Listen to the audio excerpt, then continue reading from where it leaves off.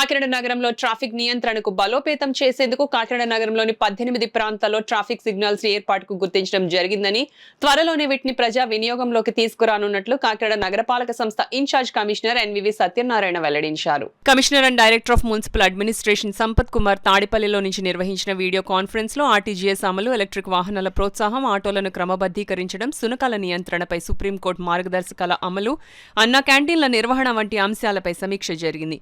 ఈ సందర్భంగా incharge commissioner NVV Satyanarayana మాట్లాడుతూ సీడీఎంఏ ఆదేశాల మేరకు ఆర్టీజీఎస్ వ్యవస్థలో ఎటువంటి లోపాలు లేకుండా చర్యలు చేపట్టామని, ట్రాఫిక్ సిగ్నల్ వ్యవస్థ ప్రతిష్టాపన బాధ్యతలను 2 ఏజెన్సీలకు అప్పగించామని, సిగ్నల్స్ ను త్వరలోనే పూర్తి స్థాయిలో ప్రారంభిస్తామని తెలిపారు.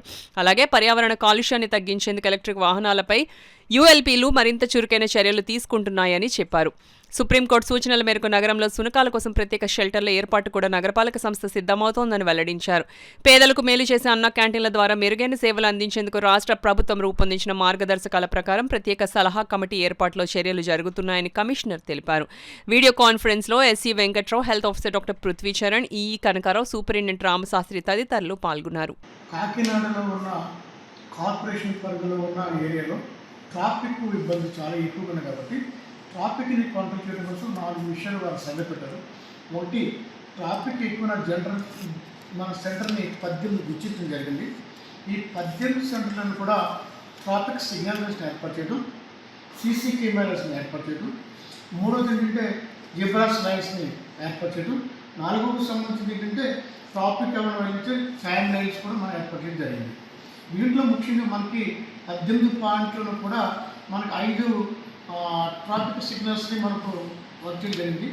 2 ఏజెన్సీలు గుర్తించడం జరిగింది. ఒకటి లీడ్ యాప్స్ అనేవాళ్ళు ఒకరు, 2 ఎస్పీటీ యాప్స్ అనేవాళ్ళు 2 వచ్చారు.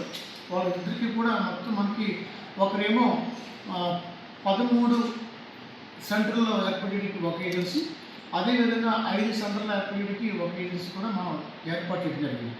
ఇక మనకి ఈ ట్రాఫిక్ ముందు కమిషన్గా మనం చేయవలసిన బాధ్యత ఏంటంటే ముఖ్యంగా ట్రాఫిక్ లైట్స్ని ఏర్పాటు చేయాలి. రెండోది ఏంటంటే స్టాప్ లైన్స్ని మనం ఏర్పాటు చేయాలి.